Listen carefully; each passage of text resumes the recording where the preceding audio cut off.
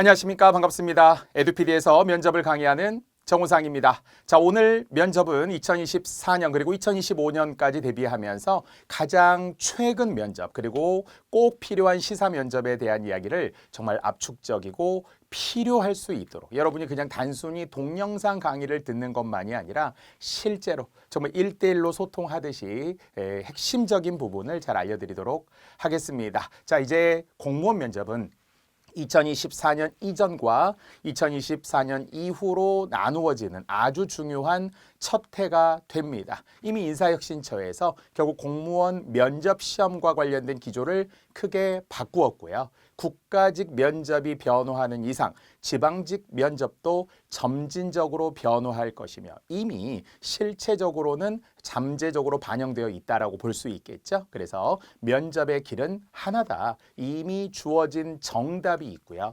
모범 답안과 유사 답안이 정해져 있는 면접입니다. 단순한 화수를, 단순한 스피치를 위한 것이 아니라 정말 진정성 있게 우리 스스로 왜 공무원이 되고자 하는지, 공무원으로서의 가치 있는 삶이란 무엇인지에 대해서 진지하게 고민해보고 변화할 수 있는 계기가 되었으면 좋겠습니다. 정말 이 면접 강의 곳곳에 힌트가 있고요. 곳곳에 모범 답안과 예시 답안이 있으며 보물이 숨겨져 있습니다. 일거수일투족 정말 한 문장 하나하나 여러분 경청해서 잘 들어주시면 고맙겠습니다. 또 합격자들이 이야기합니다. 선생님이 했던 어떤 말 한마디를 그대로 제가 잘 듣고 따라 했더니 면접장에서 면접관도 좋아해 주셨고 제 스스로도 만족했다라고 이야기하는 정말 숨어있는 어떤 한 문장이 있을 수 있어요. 거기서부터 우리 시작하면 되겠습니다.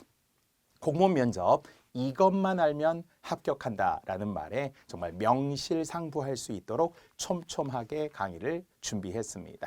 자, 먼저 우리가 이제 면접이라고 하는 것, 사전적으로 보면 얼굴 면자, 접할 접자이기 때문에 과거에 우리가 이제 비대면의 형태로 면접을 보기도 했었지만 이제 코로나 이후 포스트 코로나로 인해서 이제 실제 이제 예전 면접 방식으로 다 돌아오게 되었는데요. 서로 대면하여 만나보는 것을 사전적으로 이야기합니다. 무엇을 검증하느냐라는 거죠. 면접 시험이라는 것이 직접 만나서 인품이나 언행 따위 등을 우리가 평가하는 시험이라고 하죠.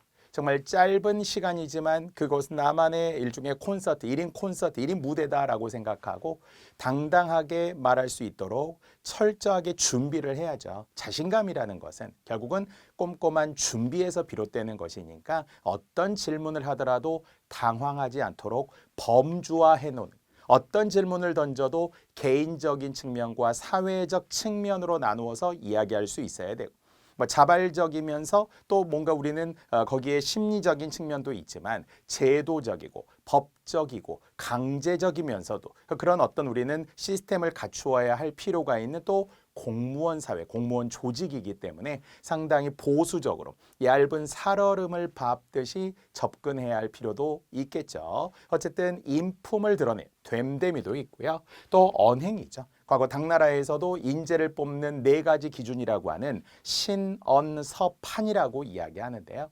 그래서 우리는 신체, 물론 이것은 여러 가지를 포함하는 거죠. 건강함에 대한 것도 있을 수 있어요. 아이 콘택트, 시선 처리도 있어요. 표정도 있어요. 이 모든 것들이 신과 관련된 결국 말이라고 하는 것은 유려하고 화려한 언변을 말하지 않더라도 또박또박 말하되 진정성이 있게 그리고 정말 자기의 성찰에서 비롯된 어떤 깊은 고민과 사색에서 비롯되어 있는 말 한마디라면 진정한 울림이 있을 수 있겠죠. 그리고 역시 서라고 하는 예전에 이제 글쓰기, 논술 시험 이런 것도 있지만 우리도 이제 지방직에 일부 남아 있는 이런 자기소개서 같은 거. 역시 자기 기술서 같은 거, 사전 조사서 같은 거 이런 것도 다 넓은 의미의 우리는 서라고도 할 수 있고요. 또 시험 현장에서 바로 드러나는 판단력이라는 게 있죠. 그래서 가치 있는 그리고 정확한 합리적인 논리적인 이런 이제 판단력도 중요합니다. 자, 그래서 이 면접 시험을 통해서 분명 공무원 면접은 객관성, 공정성, 합리성 등이 반영되어 있는 시험이라고 믿어야 합니다. 이미 우리는 사실은 면접 시험 플러스 필기 시험 점수가 반영되어서 최종 결과로 나오기 때문에 필기 시험의 고득자라면 좀 더 안정적이고 여유 있게 할 수 있지만 돌다리도 두들겨 보고 건너듯이 조금 더 천천히 신중하게 안정적으로 답변할 필요가 있고요. 또 그러면서도 우리는 뭐 우수를 받아야만 하는 분들도 있기 때문에 그래서 좀 더 우리는 자신을 어필할 수 있도록 또 믿음을 가져야 합니다. 내가 필기 점수가 안 좋은데 면접 요식행위 아닌가? 그렇지 않다고 봐야 됩니다. 분명 면접에는 상중하가 분명 우리는 우수와 보통과 미흡으로 나누어져 있고 그 명확한 채점표를 통해서 산출하기 때문에 점수로 그래서 결국은 이제 등급으로 나누어지는 거잖아요. 그래서 여러분이 분명 나는 막판 뒤집기가 가능하다. 나는 면접을 통해서 합격할 수 있다라는 생각으로 마지막 최종 준비를 꼼꼼하게 해주시는 것이 좋습니다. 자, 그래서 결과적으로 이 면접 시험의 중요성, 최종 관문이기 때문에 물론 이 강의를 들으시는 분들은 두 부류가 있겠죠. 필기시험에 합격하고 정말 이 면접 강의를 들으시는 분도 있고 아니면 이제 면접을 그냥 미리 좀 준비하시는 분들도 있어요. 그럼 마음가짐과 관련돼서 저는 좋을 수도 있다. 동기부여도 된다고 봐요. 면접이 이런 거구나. 공무원 면접 내가 합격하기 위해서는 필기 열심히 해야지. 이러신 분들도 있을 거예요. 근데 대부분은 이제 어쨌든 필기 시험을 보고 또 이 강의, 저 강의를 접목해서 두루두루 들어보고 싶으신 분들도 있어요. 저는 좋다고 봐요. 면접 스터디는 사실은 한 5명, 6명 정도 조원으로서 편성되어서 합격하기까지 쭉 가는 게 좋지만 면접 강의는 우리가 뭐 여러 가지 유튜브를 통해서나 아니면 우리가 찾아보다 보니 이런 강의도 있더라 하고 들어보니까 이게 좀 들어보니까 괜찮은 강의도 있거든요. 그래서 정말 우리 강의도 괜찮은 강의, 합격을 위해서 쓸모있는 강의가 됐으면 저도 좋겠습니다. 사실 이제 공무원 면접은 우리가 아주 모르는 이야기는 아닐 수 있어요. 어떤 걸 알기 위해서, 새롭게 알기 위해서 하는 것이 아니라 이제 듣고 또 내가 공부하다 보니까 진심으로 마음에서 우러나와서 변화하는 계기가 되었으면 좋겠어요. 사실 우리가 공무원 시험은 처음의 출발점은 우리가 차선의 선택이었을 수도 있어요. 뭐 최고의 선택이었으면 좋겠지만 처음에 어떻게 공부하다 보니 공무원에 지원을 했고 그래서 공무원 지원 동기에서 우리가 약간 주저하잖아요. 첫 번째 꿈이나 목표는 아니었을 수 있기 때문에. 하지만 이제 준비를 하다 보니 공무원이 되고 싶은 거예요. 그래서 정말 더 애정이 가는 거예요. 얼마나 좋은 일이에요. 개인을 위한 자아 실현도 있지만 사회나 공동체를 위해 공익을 위해서 우리가 어떤 노력하고 젊음을 불태우고 우리 한 몸을 헌신할 수 있다는 것은 매우 가치 있는 일이 됩니다. 자, 그래서 결국은 개인적으로나 사회적으로나 여러분은 변화하기 위해서 결국 공무원 면접을 준비한다라고 생각하면 되고요. 그래서 정말 마음에서 막 뭔가 뭉클하는 게 있어야죠. 진짜 꼭 하고 싶다. 간절하다. 이런 게 좀 보여야 면접관들도 사실 그걸 느낄 수 있다라고 보거든요. 자, 그래서 공무원 면접은 이미 우리가 예상되는 하나의 정답이 있죠. 선 원칙 후 유연성이 되겠습니다. 자, 그래서 선 원칙이라는 것은 그래도 우리는 80% 정도의 비중은 두어야 하겠죠. 원칙대로 법과 원칙의 상식에 의거하여서 공정한 그리고 그 조직에 대한 것에 우리가 이해를 해야 되잖아요. 공무원 조직 또 우리가 부정적인 것 우리가 불법과 그리고 뭔가 부정적인 것 또는 부당한 것 이런 것들의 차이를 우리가 좀 구별해야 되잖아요. 법을 어기는 것은 불법이지만 뭔가 당연하지 않다고 느끼는 부당한 요소도 있을 수는 있어요. 왜냐하면 개인차가 있기 때문에. 하지만 원칙대로 한다라는 것은 선공후사의 선우후락의 정신으로는 마땅히 필요한 거죠. 하지만 요즘에 또 한 20% 정도 유연성이 요구되기도 합니다. 다만 무엇을 지키는 가운데 그래도 원칙과 법을 지키는 가운데에서는 우리가 유연함이 필요하다. 하지만 요즘에 이제 공무원들이 사실은 이제 특히 MZ세대, MZ세대라고도 불리는 이 신세대, 젊은 세대 분들이 사실 좀 잘 적응하지 못하는 분들도 있고 보통 우리가 뭐 구급 기준으로 월 한 220만 원 정도의 월급만 가지고는 생활하기 어렵다라는 현실적 계산을 하기도 합니다. 또 대민 관계, 업무 볼 때 이 사람들과의 관계에서 조금 익숙하지 않으신 분들이 불편해하고 그래서 퇴직하는 경우도 있다는 거예요. 자, 그걸 이제 방지하기 위해 사람과의 관계가 어떠냐, 얼마나 소통할 수 있느냐, 공감할 수 있느냐, 헌신할 수 있느냐, 열정이 있느냐, 이런 이제 우리가 평정 요소를 새롭게 도입하게 된 거죠. 그래서 어쨌든 유연성이라는 거, 경우에 따라 다를 수 있다. 너무 경직되지 않도록. 그리고 경우에 따라서 조금 허용해주고 인정해주는 부분들도 있다라는 거죠. 자, 그래서 창의라고 하는 거, 혁신이라고 하는 거 이런 거 굉장히 강조하는 거거든요. 그래서 선, 원칙, 후, 유연성의 답변을 일단 준비하시면 무조건 이거는 뭐 맞는 말이 되겠죠. 정답이 있는 거라고 했으니까요. 그래서 선, 원칙, 후, 유연성을 통해서 우리는 이제 면접을 큰 흐름 속에서 준비하면 되겠습니다. 자, 바로 2024년이 중요한 이후 공무원 면접 시험이 달라졌기 때문이죠. 자, 이미 뭐 공고를 했었고요. 질문지는 세부 평가 항목까지 이제 네 가지 인재상에 맞추어서 전면 교체되었습니다. 자, 이것은 이제 인사혁신처에서 발표한 국가공무원과 관련된 공고. 다만 지방직은 기존에 있었던 5대 평정 요소가 현재는 그대로 또 이어지기 때문에 넓은 의미로서는 이렇게 투트랩, 두 가지 차원에서 우리는 공부를 하는 게 좋겠죠. 4대 인재상은 새롭게 들어간 거고 기존에 있던 5대 평정 요소는 그대로 들어가야 되는 거예요. 물론 넓은 의미의 다 교집합입니다. 다 관련은 있는데요. 자, 그래서 소통과 공감이라는 넓은 의미로서는 이제 공무원으로서의 전문 지식이나 정신 자세, 사실 정신 자세에 지금 들어간, 그래서 전문 지식을 달달달달 외워서 말하도록 하는 것보다는 조금 여유를 갖고 추상적이지만 구체적으로, 그래서 경험형, 실무형 이렇게 이제 나눠주는 거잖아요. 그래서 소통과 공감을 1순위로 공무원 면접 시험이 바뀌되 이미 기존에 있었던 거와 같다고 생각하셔야 당황하지 않겠죠. 뭐 완전히 새로워진다 이렇게 볼 수는 없고요. 자, 그래서 처음으로 구체적인 인재사항을 발표하게 되었으며 그중에는 소통과 공감, 헌신과 열정, 창의와 혁신, 그리고 윤리와 책임, 이 모든 것들이 종합되어 있는 것이 사실은 공무원의 의무 안에 포함되어 있죠.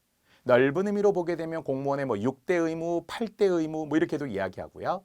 최대 4대 금지 조항을 포함하여서 12대 의무까지 이야기를 하는데 그 안에 다 포함되어 있는 것이기도 합니다. 자, 그래서 이제 변화되는 공무원 면접 시험과 관련해서 제가 정말 좋은 팁들을 알려드리도록 할 거고요.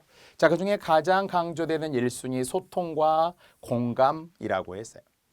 자, 소통이 되기 위해서는 뭐 여러 가지 전제되어야 하는 것도 있고요. 근데 이제 사전적으로는 소통할 소라고 통할 통이라고 이제 정의를 내리면서 사전적으로 막히지 아니하고 잘 통하는 거죠.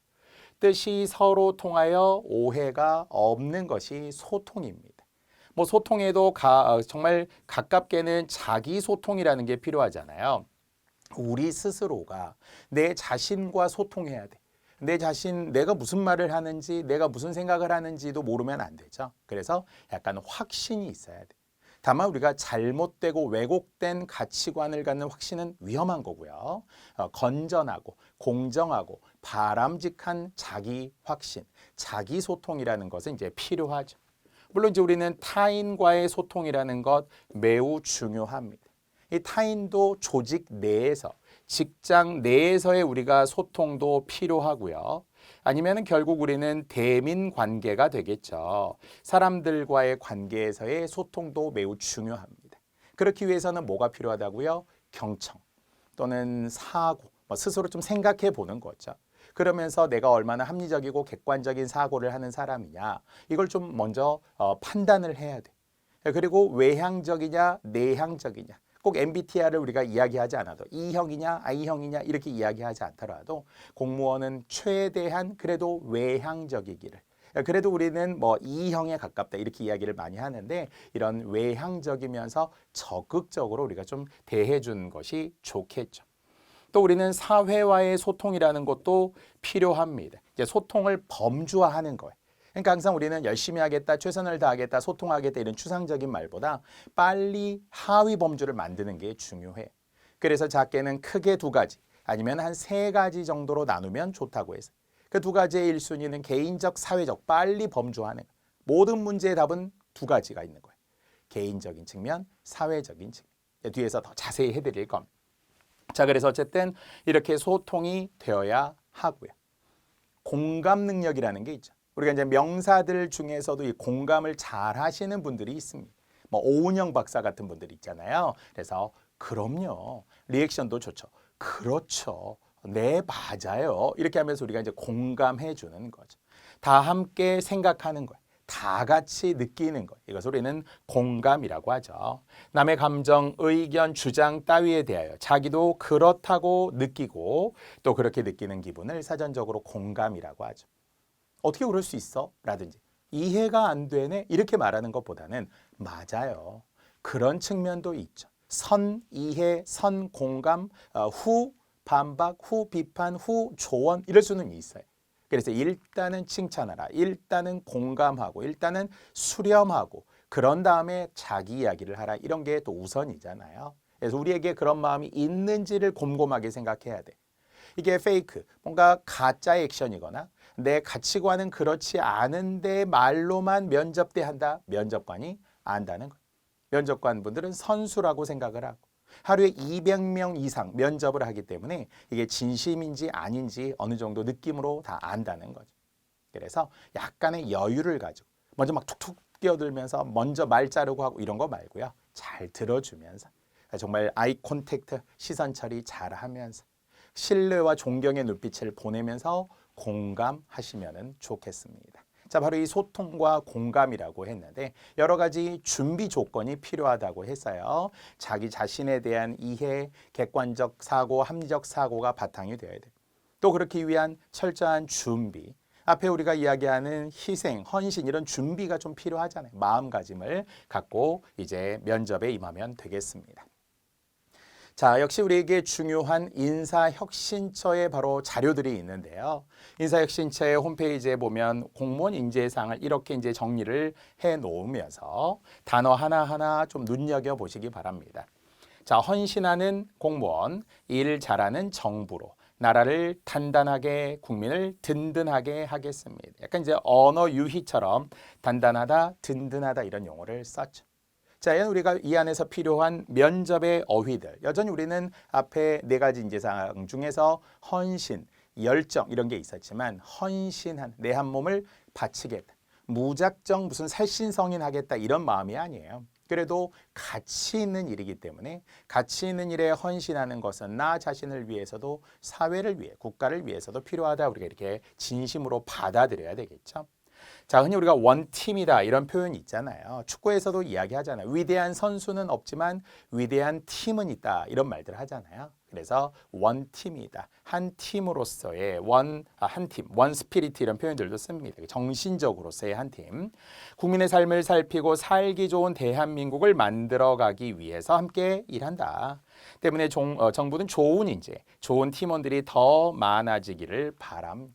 그러니까 그만큼 이제 팀 사회에서도 우리는 조직 안에서도 앞에서 공감, 또 그러면서도 소통, 또 역시 헌신, 열정 모두 다 지금 필요한 거죠.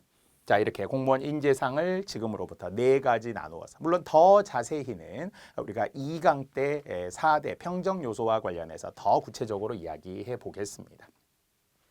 자, 추진 배경이 있겠죠. 그래서 항상 우리가 역삼각형으로 말하라, 역삼각형으로 생각하라 이렇게 이야기를 많이 하는데요. 뭔가 그 무엇이라는 것이 나오게 되면 그 무엇에 대한 배경이라는 게 있거든요. 왜가 먼저일 수 있죠. 왜 이런 일이 일어났을까? 나는 어떤 공무원이 되고 싶은가? 그러면 공무원이라는 것은 무엇이며 왜 공무원이 필요한가? 이런 걸 우리가 생각하는 거잖아요. 주장을 하고 싶으면은 그 주장에 대한 전제라는 게 필요하거든요. 자, 그래서 우리는 용어를 선택할 때 그 용어가 내 입에 딱 붙어야 되는 거예요. 버벅버벅 되지 않도록. 뭐뭐 해야 합니다라고만 말하지 말고 뭐뭐 하기 위해서는 어떠한 것이 전제되어야 합니다. 우선되어야 합니다. 알겠죠? 그 우선순위라는 것이 어떤 조건으로 나와야 하는 사고력이라는 게 매우 중요합니다. 자, 5대 평정 요소에도 역시 들어있는 거예요. 그런 전문적인 지식도 있지만 창의력이라는 거. 창의적으로 답하라. 알겠죠? 창의라는 것은 사고력을 통해서 보여주는 거예요. 자, 추진 배경, 행정 환경 변화에 대응하여 국민 전체에 대한 봉사자. 뭐 당연히 우리는 이제 공무원 선서에도 나와 있듯이 국민에 대한 봉사자다 이렇게 이야기하죠. 서번트입니다. 받드는 거예요. 섬기는 거예요. 자, 그래서 공무원의 인식, 태도, 가치 정립의 기준이 될 공무원 인재상이 필요하다라는 거죠. 분명 변화는 인식하는 거죠. 앞에서도 이야기했지만 MZ세대라고도 합니다. 이제는 힘든 일 싫어합니다. 견디기도 어려워하고요. 자존감 되게 중요합니다. 공부하는 동안에 얼마나 공무원이 되고 싶었고 힘들게 우리 필기시험 합격했는데 가서 흔히 우리가 의리되고 갑질을 당하고 이러면 우리 못 견뎌야 하는 거예요. 우리도 소중하거든요. 그러면서도 이제 결국은 정부 조직에 대해서 그렇다고 우리가 국가주의가 되고 막 내셔널리즘이 되면서 막 너무 충성 헌신 뭐 완벽한 우리가 거기에 막 의리되어서 고개 숙이고 할 필요는 없잖아요. 그래서 우리는 창의 행정도 적극 행정도 하되 그 공무원들의 위상도 높여주면서 직장 문화도 개선이 되어야 되고 이걸 우리가 다 공감하는 거거든요. 다만 어쨌든 공직에 임하는 공무원이기 때문에 인식과 태도의 가치, 이런 가치 정립의 기준이 될 인재상이 필요하다. 그렇게 해서 결국은 이제 공직자 상을 확립하기 위해 4가지 인재상을 이제 만들게 된 거죠. 자, 모든 공무원이 갖추어야 할 바람직한 사고와 태도가 말 그대로 thinking, 사고와 attitude, 태도가 필요하다라고 지금 생각을 한 거예요. 자, 이것은 모든 공무원이 갖추어야 할 바람직한이라는 게 전제된 거죠. 그러니까 분명히 개개인마다의 특성, 개성이라고 하는 것 있겠지만 저는 좀 달라요. 저는 원래 이런 걸 잘 못해요. 저는 좀 특이해서 이런 걸 원하는 게 아니라는 거예요. 우리는 각자 개별적으로 보면은 개성적이지만 공무원 면접에서는 집단성, 집단지성, 합리성이 정해져 있는 거라. 어떤 특별한 것을 인정해주고 개성을 존중해주는 면접 시험이 아니라는 거예요. 그래서 정해진 정답, 보수적인 정답일 수밖에 없다는 거예요. 면접관도 결국은 4급이나 5급, 6급도 못 보는 경우들도 있습니다만 서기관이나 우리가 알고 있는 사무관들이 결국 주로 면접관이기 때문에 보통 연령은 40대, 50대 정도가 많아요. 젊을 때는 뭐 30대 후반도 뭐 면접관으로 오시기도 하더라고요. 자, 그러나 어쨌든 가정을 이루고 약간의 진보에서 보수로 넘어가는 중립적인 입장들이시거든요. 그래서 면접관들이 생각하는 답은 무슨 답일지를 우리가 좀 고민해 볼 필요도 있고 저는 뭐 특별해서 저는 특이 이렇게 하지 않는 게 좋아요. 그래서 모든 공무원이 공통적으로 느끼는 바람직한 가치관이 있다라는 것을 약속하고 우리는 면접에 임해야 합니다. 자, 그래서 탁월한 직무 전문성을 바탕으로 한 그래서 이제 요즘에는 이제 이 직무 전문성에 관한 얘기를 분명히 하죠. 그래서 역시 공무원에 어울리는 그러니까 우리가 사실은 행정학이나 행정법이 이미 한 4년 전부터 필수 과목으로 이제 들어오게 되면서 여러분들도 행정법 거의 필수적으로 보신 거죠. 직렬에 따라 다르지만 면접 때도 들어가야 돼요. 거버넌스 필요합니다. 때로는 우리가 역시 협치라는 것도 필요하고 또 우리는 역시 다 함께 어떻게 행정을 이룰 것이냐 바람직한 행정 공부하는 걸 면접 때 그대로 말하셔도 됩니다. 자, 그래서 여전히 우리는 이 4가지 소통, 공감, 묶어서 하나, 헌신, 열정 하나, 창의, 혁신 그리고 윤리와 책임까지 4개 요소로 구성한 표준적인 스탠더드한 이미 인재상이 있다라는 거예요. 자, 그래서 이런 업무 특수성을 고려한 부처별 인재상을 또 아울러 자율적으로 정립한다. 당연히 이제 어떤 표준적인 인재상을 만들면 부처에 따라서 또 다양한 역시 유연한 인재상도 역시 필요하겠죠. 인정해 주겠다라는 거예요. 자, 이렇게 이제 인재 중심의 혁신을 추진하겠다는 것이 바로 도입되는 첫 해 2024년이라는 겁니다. 자, 그래서 이제 저는 면접의 키워드 5가지. 면접의 키워드 5가지, 5대 키워드라고 해서 역시 첫 번째 공직관입니다. 우리는 어디 회사에 지금 면접을 보는 게 아니에요. 공무원 면접입니다. 이야기했지만 출발은 보수적이라는 것이 안정적인 것을 바탕으로 하지만 인사혁신처라고 하듯이 분명 혁신, 일종의 가죽까지도 새로울 수 있도록 피의 색깔까지도 바꾸라고 했던 삼성의 푸른 색깔로 바꾸라는 삼성의 면접에 자주 이야기하는 것처럼 우리도 이런 공무원으로서의 내가 할 일은 무엇이며 공무원은 어떤 사람들이며 왜 공무원이 되고 싶은지 이런 공직관에 대한 부분들을 우리가 잘 정립을 해놓아야 하고요. 그리고 나는 누구이며 어떤 사람이냐, 어떠한 가치관을 가지고 있느냐라는 것도 매우 중요하죠. 자, 그것은 뿌리 깊은 오래된 성격일 수도 있어요. 다만 우리가 이 성격과 기질은 다르다 이렇게 말하거든요. 타고난 것은 기질이라고도 하고요. 성격은 변할 수도 있다 이렇게 말하기도 합니다. 근데 성격을 약간 고정적인 것처럼 생각하시는 분들이 있는데요. 그렇지 않아요. 변할 수 있습니다. 왜? 사회성이 들어가기 때문에 그렇다는 거죠. 나 혼자 산다가 아니라 결국은 사회 속에서 산다잖아요. 그러므로 우리는 후천적인 변화의 가능성을 인정하고 사회와 조직이 원하는 사람으로서 변화할 필요가 있다는 걸 받아들여야 돼. 근데 거기서부터 딱 이제 갈등이 되시는 분이 나는 난데 난 그렇게 못하겠어. 시험 봐서 공무원이나 되고 싶은 거지만 나는 나야. 이렇게 너무 딱 고집스러울 필요는 없다라는 거죠. 그래서 정말 우리가 사회가 원하는 때로는 국가가 원하는 그런 표준적 인간상, 인재상이 있으면 그에 맞춰 나갈 필요도 있다. 그래서 합리성도 있지만 유연성이라는 것도 분명 필요함을 선원칙, 후유연성 분명 우리 이야기했고요. 자, 그리고 면접이기 때문에 결국 시험을 통해서 드러나는 거죠. 변별력이 생기는 거고 당락이 좌우되는 거잖아요. 그래서 발표력 어떤 상황에서도 결국 우리는 자문자답해 보셔야 돼. 중얼거릴 수 있어야 합니다. 그리고 이제 우리는 다양한 요소들, 의사소통과 관련된 흔히 우리는 직접적인 의사소통도 있어요. 뭐 말과 관련된 콘텐츠, 내용이라는 것도 있습니다. 하지만 이제 그 이외에 눈빛 또는 표정, 말투, 발음, 속도, 세기. 그래서 자기소개하는 데만 하더라도 막 일주일씩 연습하시는 분이 있어요. 그렇게 해야 돼요. 번호로 우리는 보통 이야기하죠. 이름이 아니라 면접 번호로 이제 자기소개를 하게 되면서 그래도 어떤 사람인지, 어떻게 두갈식으로 말하고 어떻게 간결하게 말하고 시선 처리는 어떻게 하는지 이런 모든 것들이 포함된 발표력이 있어야 합니다. 이거는 분명 변하겠죠. 그래도 면접 준비 이전과 면접 이후에 크게 달라지기 때문에 다들 처음엔 자신 없어 해. 선생님 제가 뭐 필기 준비만 하느라고 뭐 면접 준비해보지도 못했고 대부분 그럴 수밖에 없죠. 그러나 변화합니다. 달라지기 때문에 역시 자신을 믿고 발표력 준비하셔야 되고요. 또 다양한 상황 제시형이 나오게 되겠죠. 앞에서도 얘기했던 것처럼 경험형도 있고요. 이런 상황형도 있기도 한데 그래도 역시 우리는 여러 가지 경험, 상황, 실무와 관련해서 구체적인 사례 너무 추상적으로만 말하지 않아야 되겠죠. 열심히 해야 되겠습니다. 서로 소통하는 게 중요함 이런 게 아니라 조금 더 하위 개념들을 넣어주세요. 우리가 항상 넓은 의미의 사회라고 말하는 큰 동그라미 안에는 정치, 경제, 문화, 예술 또 우리도 마찬가지로 공무원 과목 중에서도 아까 우리가 국어도 있지만 영어도 있지만 한국사도 있지만 행정학도 행정법도 7급 준비하시는 분들 헌법도 경제도 또 선택 과목과 관련된 여러 기술직들도 있을 수 있어요. 그 과목을 하위적으로 우리가 내려가면서 구체화할 수 있는 표현들이 있거든요.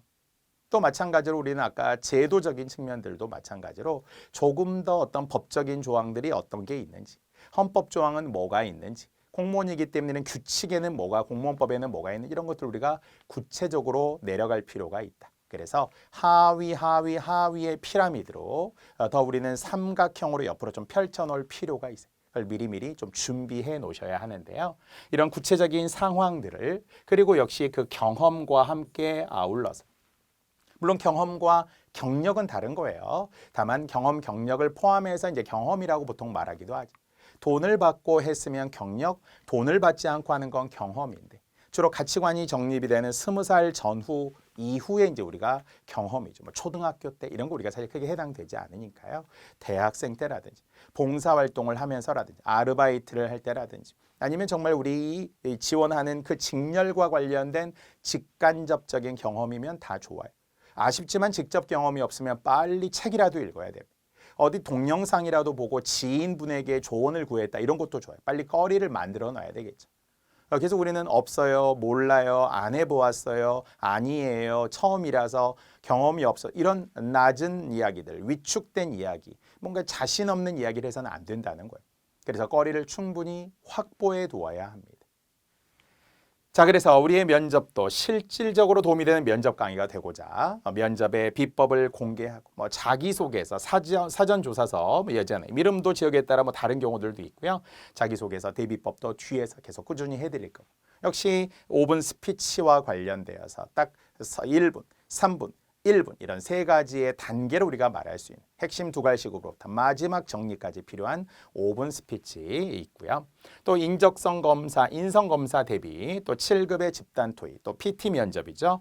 대비하는 것도 뒤에서 다 차근차근 이 단계로 설명해 드리겠습니다. 또 최신 기출문제와 예상되는 답변까지도 여러분에게 제공해 드리려고 합니다. 자, 이미 제가 EBS에서 면접 강의를 했고요. 그래서 교재도 이렇게 여러분들에게 또 제공해 드리면서 공무원 면접의 길이라고 하는 그 길을 우리가 정말 빠르게 그리고 바르게 가야 하겠죠. 제가 좋아하는 어떤 면접에서의 시선 처리입니다. 물론 이제 수지라는 가수 또는 뭐 배우인 수지라는 이제 연예인입니다만 어떤 상황에서도 이 상대방과 눈을 맞추려고 하는 것부터 시작이 돼서 유명해졌어요. 뭐 예쁘다, 뭐 노래를 잘한다, 연기를 잘한다 이런 게 아니라 이 배우는 여자의 어떤 걸그룹의 배우 어떤 가수였지만 그 당시에도 많은 사람들과의 어떤 시선 처리에서 다양한 어떤 청자가 있더라도 눈에서 멀어지지 않았다는 거예요. 우리도 국가직 2대1 면접, 지방직 3대1 면접, 면접관의 눈을 잘 보셔야 됩니다. 가능하면은 좀 따뜻한 눈빛, 신뢰하는 눈빛으로, 존경하는 눈빛으로 봐주면 좋겠죠. 근데 요즘 젊은 세대들이 눈 맞춤에 어색한다는 거예요. 어색해하고 또 익숙하지 않다 보니까 제대로 보지도 않고 또 당황한 경우에 자연스럽게 막 눈에서 막 어떤 감정 변화가 생기는 거예요. 그렇지 않았으면 좋겠습니다. 따뜻하게 아이 컨택트를 할 수 있는 것도 역시 면접의 중요한 전략이 되겠습니다. 자, 그래서 우리 교재이자 강의는 이렇게 이제 진행이 된다라고 했고요. 또 뒤에는 정말 실제 우리 합격 수기도 있어요. 정말 제 제자분 100% 제자분들이 써주었던 들어갈 때부터 나올 때까지 머리끝부터 발끝까지 필요한 그 면접의 팁들도 있습니다. 이렇게 차근차근 우리 목차들별로 이제 우리는 진행을 할 테니까 참고하시면 되겠고요. 자, 앞에서 이야기했던 이제 인사혁신처의 홈페이지에 들어가 보면 이 공무원 인재상과 관련하여서 쭉 안내들, 뭐 가이드북들도 분명히 있는데요. 자, 그중에 이제 네 가지를 조금 더 풀어서 설명해 볼게요. 자, 물론 이제 탁월한 직무 전문성으로 국민 기대에 부응하는 공무원 인재상이다. 이런 작은 글씨 하나까지도 섬세하게 보자는 거죠. 자, 그중에 첫 번째 소통 공감인데 이제 풀어 주었어요. 국민 중심. 소통하고 공감하며 배려하는 공무원을 바람직한 인재상으로 설정해 놓았죠. 거기에 여러분이 해당되는지를 스스로 생각해 보셔야 됩니다. 자, 이제 국민 중심이라고 했잖아요. 아까 국민을 섬기는 공무원이 되겠다. 우리 분명 그렇게 이야기했고요. 그래서 소통합니다. 공감합니다. 배려합니다. 자, 얘는 우리가 이제 역지사지라는 말도 생각이 나네요. 그래요. 그럴 수 있어요. 맞아요. 그렇게 어려움이 있을 테니까 그냥 제 기준으로 너무 막 예민하게 생각하고 너무 우리가 막 방어적인 것보다는 그럴게요. 이렇게 한 번 더 다가가 주는 거죠. 그런 사소한 왜냐면 우리는 근본적으로 사람에 대한 신뢰가 있어야 되잖아요. 세상에는 좋은 사람 구가 있고 우리와 맞지 않는 일이 있어요. 근데 맞지 않는 일을 너무 크게 확대할 필요는 없고요. 그럴 수 있다. 그럴 때도 있다. 이분의 상황이 이러니까 이렇겠구나라고 우리가 약간 이해하고 그것도 부당하고 그럼 불편한 것은 우리가 어느 정도 감내하고 참을 수 있어요. 단 불법적인 건 안 되는 거죠. 그렇죠? 그래서 소통하고 공감하고 배려하는 남의 입장이 되어봐 주는 것. 자, 이런 게 첫 번째 인재상. 자, 두 번째 헌신과 열정이라고 했어요. 적극적이며 국가에 헌신하는 열정적인 공무원입니다. 어떤 상황에서도 제가 먼저 해보겠습니다. 할 수 있습니다. 제가 하겠습니다. 이렇게 하면서 배워나가는 거죠. 원래 우리가 공무원은 1년 차가 가장 중요하다고 해요. 왜냐하면 이제 업무도 많지만 익숙하지 않을 때 얼마나 잘 배우느냐는 거예요. 그때 잘 배우는 게 평생 갈 수 있다는 거예요. 그래서 1년을 10년처럼 배우겠습니다. 이런 거 엄청 좋잖아요. 그래서 첫 번째 적극적이어야 한다고 했어요. 뒤로 물러나고 아까 이야기했듯이 제가 너무 좀 소극적이고 내성적이라서 보다는 사회적인 외향적인 삶이 되어야 되는 거잖아요. 사회적으로 외향적인 사람이 되어서 원래는 아니었을 지연정 또 공부할 때는 우리가 외롭잖아요. 하지만 적극적이어야 합니다. 자, 그러면서도 또 국가에 헌신하겠다. 이 한 몸 바치겠다 이지만 그것이 의미 없는 일이 아니잖아요. 공익이라고 하는 큰 가치가 있기 때문에 국가와 사회에 헌신하겠다. 그렇죠? 국가가 나에게 무엇을 해줄지를 먼저 원하지 말고 내가 국가에 무엇을 할지에 대해서 생각하라. 이렇게 뭐 링컨도 이야기를 하죠. 자, 그러니까 열정적인, 헌신하며 또 열정적인 모든 걸 다하되 한 번 더 하는 거죠. 제 젊은 시절에도 그랬던 것 같아요. 누가 칭찬해주면 그 칭찬 내년에 꼭 다시 해주세요. 저는 이런 이야기 했어요. 왜? 1년 후에도 같은 모습이어야 돼. 처음에는 익숙하지 않으니까 열심히 하는 거죠. 처음에는 뭔가 부족하니까 채워야 할 수밖에 없잖아요. 하지만 그게 채워졌을 때도 변함이 없어야 된다는 거예요. 내년에도, 내후년에도, 5년 후에, 10년 후에 일관된 모습이어야죠. 그게 정말 어떤 자격을 갖춘 다운 사람이 되겠죠. 그래서 헌신하면서도 열정적인 공무원. 자, 이제 세 번째 창의와 혁신이죠. 창의적 사고로 변화에 대응하고 혁신을 이끄는 공무원이에요. 공무원은 더 이상 철밥통도 아니고요. 나도 안 잘려, 쟤도 안 잘려 이렇게 되는 것이 아니라 창의적인 공무원에게 인센티브를 주고 더 정말 직급을 올릴 수 있도록 도와주고 또 요즘에는 뭐 유튜버, 충주 공무원, 충주맨 이렇게 있듯이 다양한 공무원들도 충분히 이런 매체를 활용하기도 합니다. 영어를 잘하면 영어를 잘해서 특화해서 더 승진할 수 있는 기회가 있고요. 컴퓨터를 잘한다. 심지어는 창의적 아이디어, 혈세를 줄였다. 이런 거에 대해서도 결과적으로 시상도 하고 또 그렇게 해서 인센티브도 부여합니다. 창의적인 걸 권장합니다. 변화에 대응하고 혁신을 이끄는 공무원이라고 해서. 자, 네 번째, 윤리의식을 갖추고 청렴하며 책임있게 일하는. 윤리와 책임이라는 것은 너무나 당연하죠.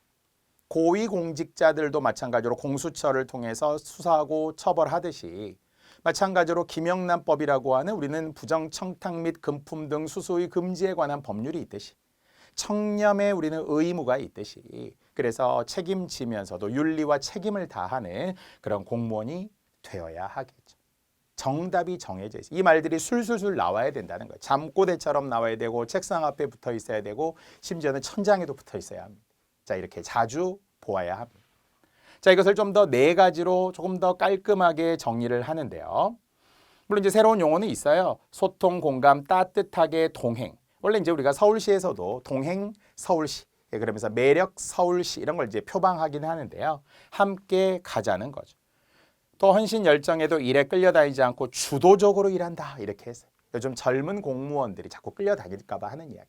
수동적이고 소극적이고 그러다가 이제 그만둘까 봐 아니에요. 하세요.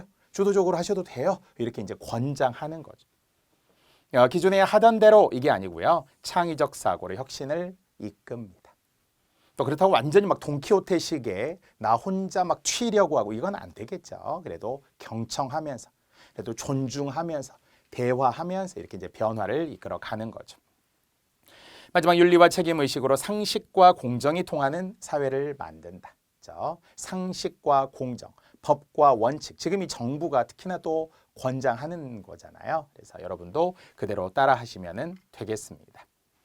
자, 앞에서 이야기했지만 우리는 다시 한번 소통과 공감을 좀 더 구체적으로 한 집단의 이익을 대변하지 않는 이제 원팀이라고도 우리가 이야기했지만 그래서 사회 모든 구성원이 소외되지 않고 자신의 자리에서 행복하게 삶을 살아갈 수 있도록 돕는다.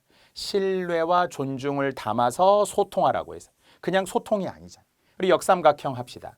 자, 소통이 되기 위해서는 물론 아까 자기에 대한 소통 또는 어떤 타인과의 소통, 사회와의 소통 이런 것도 있다고 했지만 전제가 뭐라고요? 신뢰와 존중을 바탕으로 소통하자는 거예요.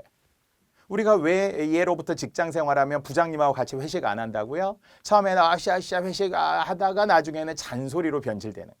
하던 이야기 또 하고 이러니까 존경심이 떨어져요. 우리가 사실은 존경을 받기 위해서는 어떻게 해야 돼요? 솔선수범, 스스로 모범을 보여야 그게 타인을 가르치는 가장 빠른 방법이거든요. 스스로 모범을 보여야 되는데 그렇지 않아요. 자기는 제대로 하지도 않으면서 자리만 지키고 있는데 막 잔소리하니까 싫은 거예요.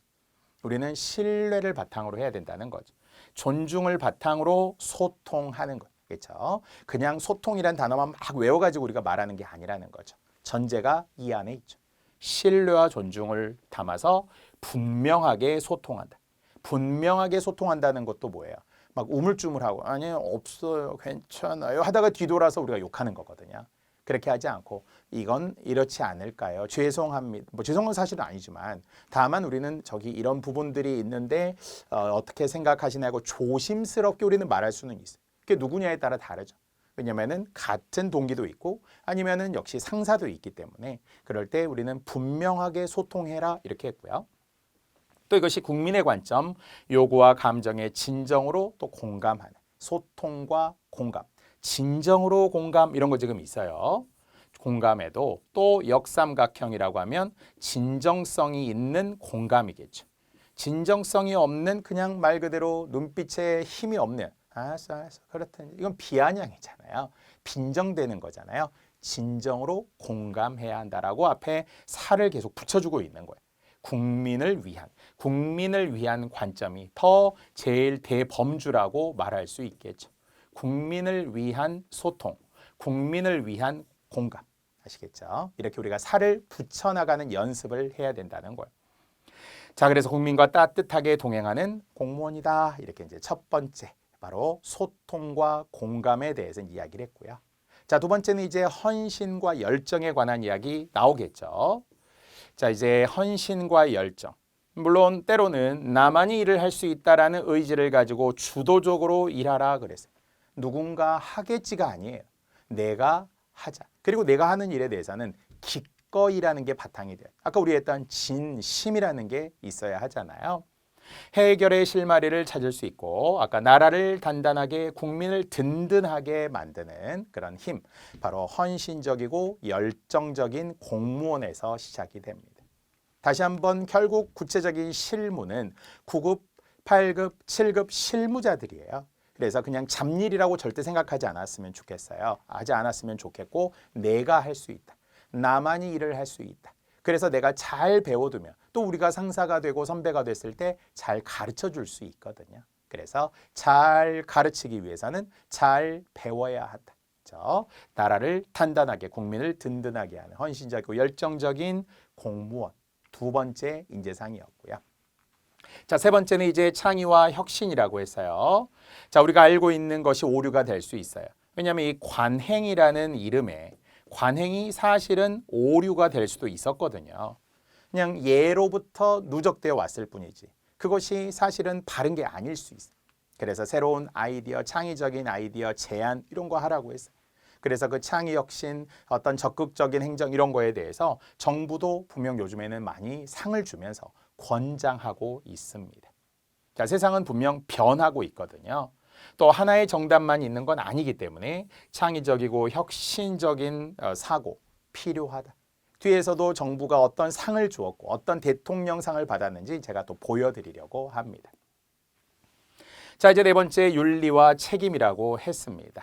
자, 그래서 청렴성, 책임의식. 사실은 이제 공무원은 뭐 삼진아웃 제도도 아니고요. 음주운전 같은 거, 불법 같은 걸 바로 이번에 앞으로는 정말 첫 번째 원아웃으로서 그냥 끝나는 거예요. 당연히 공무원으로서의 책임감, 엄격한 윤리의식 필요하잖아요. 음주운전했다? 이건 정말 뭐 사회적으로 누가 하더라도 지탄을 받지만 공무원이 음주운전을 했다. 이거 신문에 나오죠. 사회면에 다 나오는 거잖아요. 자, 그래서 높은 청렴성과 책임성 필요합니다. 엄격한 잣대를 대고 있고요. 공정하고 투명하게. 그렇죠? 자, 아까도 상식과 공정이 통한 이런 용어들을 여러분이 보고 듣고 끝내지 말고 자꾸 말로 하셔야 됩니다. 똑같이 표현해야 우리도 부지불식간에 몸에 배는 거고 입으로 튀어나오는 거죠. 그게 바로 그 짧은 면접 시간 동안에 나만의 콘서트다.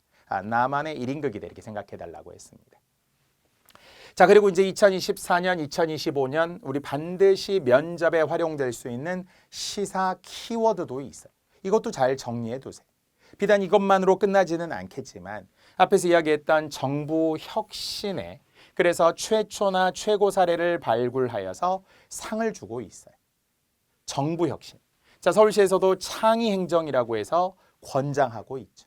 자, 역시 창의, 혁신 뭐 정말 다 필요한 아까 4대 인재상에서도 포함이 되어 있었잖아요. 자, 물론 이제 서울시라면은 서울을 더 크게 이미 뭐 1,000만 명이 아니라 지금 940만 명 정도 되는 인구수죠. 서울시의 인구가 점점점 줄어들고 있는 땅값이 비싸고 뭐 집값도 비싸고 다만 이제 서울을 키우겠다라는 정치인들의 목소리도 있었죠. 그래서 어디 뭐 다 편입하려고 지금 한다라는 거예요. 하남도 편입하고 김포도 편입하고 뭐 어디 경기 고양도 편입하고 뭐 이렇게 하려고 하는데 이제 반대하죠, 사실. 경기도 쪽에서는. 그래서 메가서울의 반대가 지방시대 균형 발전이 되겠죠. 그래서 지역에 따라 여러분 직렬에 따라 또 잘 생각해야 할 용어, 상반된 두 개의 용어인데요. 메가시티는 사실은 서울 빼고는 다 권장하지 않아요. 지방 분권으로서 지방이 고사되지 않아야 하잖아요. 균형 발전이라는 것을 또 권장합니다. 자, 국민연금 개혁안도 매우 중요하죠. 사실 이제 공무원연금법도 한번 진통을 통해서 이제 변화되긴 했지만 아주 중요한, 앞으로 정말 우리가 국민연금이 고갈되는 거 아니냐라는 불안감 때문에 소득 보장론을 더욱더 요즘에 강조하고 있는 편이 되겠습니다. 흔히 우리는 이제 보험료율이라고 이야기하죠. 낸 돈이.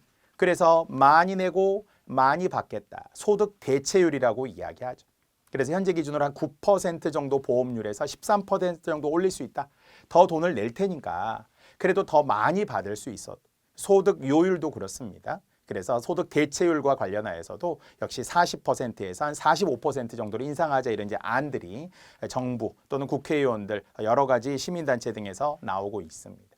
자, 국민연금에 대해서도 잘 알고 있어야 돼요. 많이 내고 많이 받겠다. 그래서 흔히 우리는 국민연금도 있지만 개인연금, 퇴직연금 이런 다양한 이제 사실 연금들로 인해서 우리가 고령사회 또 초고령사회에 대해 대비해야 하겠죠. 2025년 이제 초고령사회로 진입을 합니다. 결국 65세 이상 인구가 20% 이상이 되는 초고령 사회로 지금 진입을 하기 때문에 사회는 점점 늙어가죠. 저출생이라고 하죠. 요즘은 저출산이라는 용어보다는 저출생이라는 용어를 권장하기도 하는데요. 어쨌든 고령사회 저출생의 문제에 반드시 우리 공무원들도 선제적으로 대비해야 합니다. 자, 그 이외에도 중대재해처벌법에 대한 경우도 역시 우리는 법과 관련해서 용어로 우리가 시사적으로 알고 있고요. 자, 이제는 문화재라는 용어 대신에 국가유산이라고 2024년부터 공식적으로 바꾸었고 기존에 있던 문화재청도 이제 국가유산청이라고 이제 바꾸었기 때문에 재물, 재산의 개념이 아니라 유네스코에서 세계적으로 쓰는 문화유산이라는 용어처럼 우리는 이제 국가유산, 문화유산 이렇게 용어를 아예 바꾸게 된 거죠. 그래서 국보다, 보물이다, 천연기념물이다, 또는 뭐 유형의, 무형의 문화재다 이런 것들을 이제 국가유산이라는 용어로 아예 통합하기로 했으니까 이것도 알고 있어야 되고요. 또 역시 서민들의 발이죠. 버스나 지하철과 같은.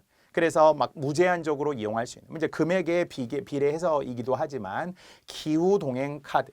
아니면은 뭐 K 뭐와 패스 뭐 이런 거 있잖아요. 아이패스 인천도 있고요. 이런 수도권도 있습니다. 그래서 이런 것도 시사적으로 용어를 알고 있으시고. 또 과거에는 뭐 방과 후 학교다, 돌봄 교실이다 이런 용어를 썼지만 지금 정부에서 늘봄 학교다 이렇게 용어를 또 통합했기 때문에 이런 늘봄 학교, 특히 초등학생들을 위한 어떻게 학교에서 오후는 또 심지어는 경우에 따라 맞벌이 부부들을 위해 사실 그런 거잖아요. 야간까지도 필요에 따라서 이렇게 맡아서 사회가 우리 아이를 지켜준다. 이제 이런 인식들이 있죠. 또 알테시법이라고 하는 알리익스프레스라든지 테무라든지 쉰이라든지 바로 중국에서의 플랫폼이잖아요. 유통과 관련된 이 플랫폼인데 우리나라에 들어오면서 좀 교란시키고 있다는 거예요. 특히 영업소가 막 따로 없고 고객센터도 따로 없는 이 테무나 쉰 같은 경우 때문에 이제 불만이 생겼을 때 뭔가 불량품을 받았을 때 저렴하다고 우리가 막 구입하기 어렵기 때문에 좀 강화하는 법을 만들자. 이것을 합쳐서 알테시법이라고 이야기하죠. 인터넷과 관련하여서 쇼핑하는데 그 플랫폼들이 늘어나고 있죠. 우리나라는 뭐 대표적으로 이제 쿠팡 이런 데들이 있습니다만 그래서 이제 중국의 이런 플랫폼과 또 때로는 우리가 상생도 해야 되고 필요한 걸 우리가 권리를 또 주장하기도 해야 되거든요. 보호해야 되니까. 또 애플리케이션이라고 해서 과일, 애플 값이 사과 값이 배 가격이 엄청 올랐다. 뭐 명절뿐만 아니라 평상시에도 지금 우리가 과일, 채소 값이 폭등했다 이런 이야기 하죠. 그렇기 때문에 애플과 인플레이션을 합쳐서 애플레이션이다 뭐 이런 용어. 초콜릿과 관련해서도 애플 일종의 인플레이션이다 뭐 이런 이야기들도 나오거든요. 이런 용어들을 이야기합니다. 또 우리나라와 미국의 금리 차이가 이미 2% 정도. 미국의 현재 금리는 5.5%, 우리나라의 현재 금리는 3.5%. 미국이 금리를 내려줘야 되는데 미국이 금리를 아직 내리지 않고 왜냐하면 잘 되고 있으니까 경기가 호황이다 보니까 우리는 지금 금리 차이가 나는데 마냥 또 올릴 수도 없고 비슷하게 맞춰주긴 해야 되는데 또 우리는 금리를 올리게 되면 당연히 서민들, 대출받은 서민들 고통이 커지기 때문에 우리가 사실은 애매한 입장이죠. 자, 그래서 미국의 금리 인하 여부에 좀 촉각을 우리가 곤두세우고요. 몇 번째 동결이 막 계속 생기기 때문에 우리도 동결, 한국은행에서도 동결한. 다만 이제 추후에는 이후에는 미국의 금리 내릴 인하의 가능성이 있어서 추후에 또 우리가 시사적으로 관심을 가져야 합니다. 특히 홍콩 H증권, H와 관련하면서 이 주가 연계증권 ELS라고 하는 서민들의 피해도 있었고요. 그래서 이제 어떻게 강화할 것인가, 어떻게 또 권리를 보호해 줄 것인가 이런 이야기를 하죠. 또 의대 증원 역시 뭐 정부와 의사들의 그런 갈등, 그런 이것이 역시 집단의 이기주의로 비춰져서도 안 되고 또 역시 마찬가지로 국민들이 무엇을 원하느냐.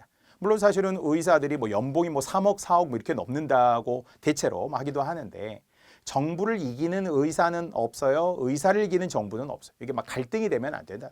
의사협회가 엄청난 이익 집단이 되어서 마치 정부를 이렇게 좌지우지하는 것처럼 보이는 것도 안 되고요. 정부도 일방통행식으로 가서도 안 되기 때문에 이제는 2025학년도에 의대 증원이 확정되었으므로 그러면 어떻게 지역의 의사들을 잘 분배하고 또 특정한 뭐 어떤 의사들이 좋아하는 뭐 예를 들어 피부과라든지 성형외과라든지 치과 이렇게 돈 되는 쪽으로 몰리지만 않도록 소아과도 필요합니다.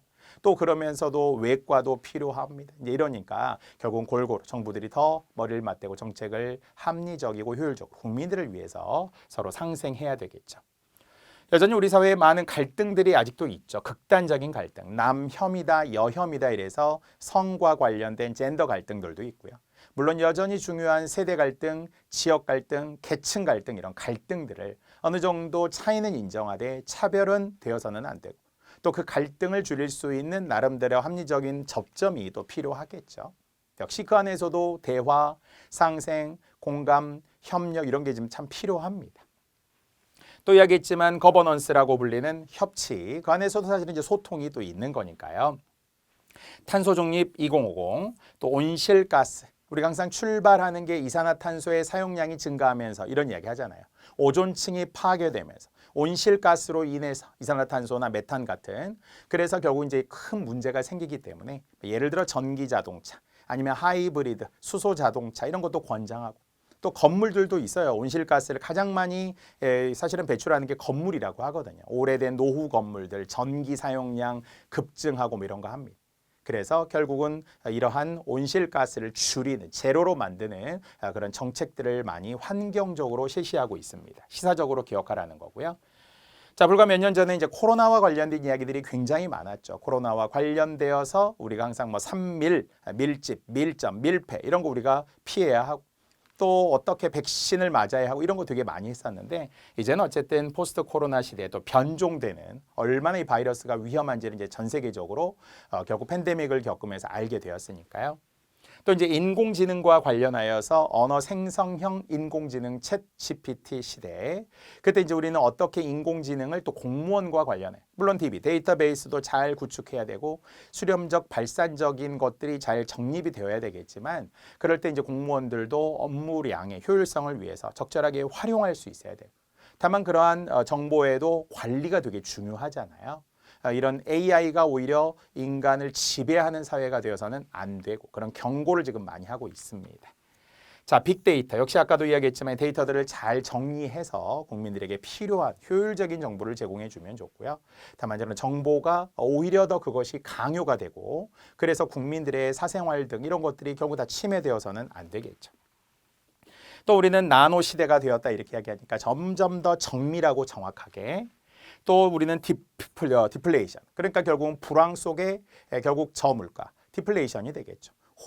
불황 속에 이제 고물가가 되는 것, 불황 속에 고물가가 되는 것이 이제 우리가 일반적으로 이제 우려되는 역시 디플레이션과 관련, 뭐 스태그플레이션도 있어요. 인플레이션과 우리가 다 대비해서 이야기하기도 합니다.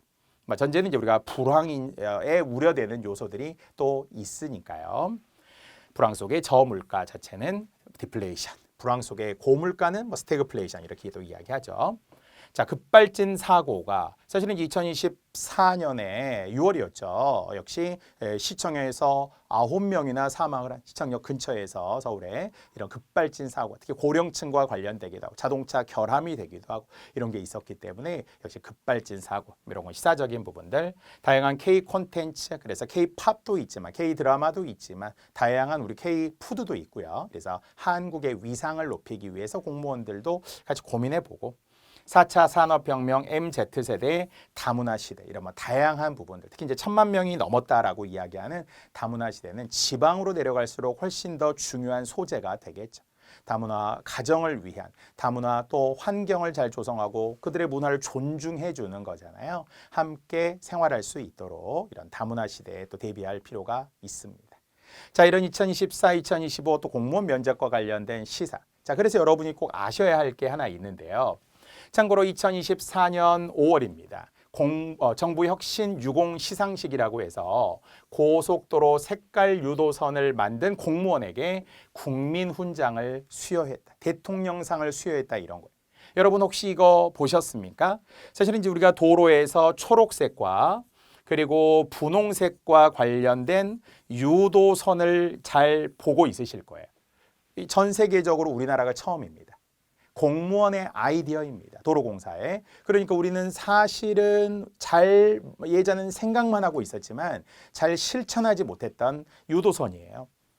엄청 편하죠. 내비게이션. 저도 잘 길을 못 찾는 길치에 가깝긴 한데요. 내비게이션으로 인한 엄청난 길 안내 도우미로 인해서 도움도 받았지만 유도선이 있으니까 확실히 편합니다. 자, 이 이야기가 고속도로 출구에 색깔 유도선을 도입하자는 아이디어를 낸 도로공사 직원이 뭐 우리가 이제 공사니까요. 준공무원에 가깝습니다만 도입 13년 만에 국민훈장을 받았다라고 합니다. 자, 일종의 뭐 대통령상이라고도 우리가 이야기할 수도 있는데요. 그래서 이게 행정안전부가 이 혁신과 관련하여서 공직에 있는 지금 이 사람들과 관련하면서 공익적으로 도움이 되었다라고 지금 생각을 한 거죠. 그래서 여러분도 아이디어 낼 수 있습니다. 상 받을 수 있습니다. 그렇죠? 사소한 것에 관심을 갖고 애정을 가지면 가능하겠죠.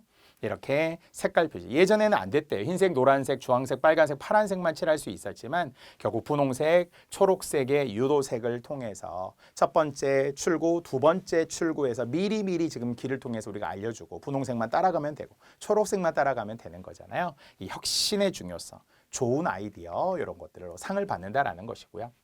자, 서울시도 창의행정 1호, 창의행정 2호, 창의행정 3호 이렇게 만들어서 막 발표를 합니다. 그래서 또 상을 주기도 하는데요. 지하철 15분 내 재승차 시 환승을 적용해서 특히 깜빡 졸아서 놓쳤을 때 아니면 화장실 가고 싶을 때 예전에는 출구 나가면 들어올 때 또 표를 끊어야 되고 요즘 뭐 카드를 대면서 또 추가 비용을 내야 되는데 15분 안에만 환승을 하면 무료라는 거예요.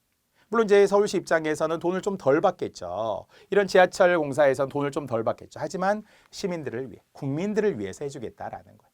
그래서 창의행정 1호. 그렇죠? 뭐 2호의 온기창고, 마지막 3 원래 더 있어요. 많이 있는데 공공공사장에 대한 동영상으로 기록을 관리하겠다. 이런 아이디어도 인정받고 상을 준다고 합니다. 특히 최초, 최고 뭐 이런 거에 대해서 이렇게 25개 자치구가 있잖아요. 서울 같은 경우 이렇게 상을 줍니다.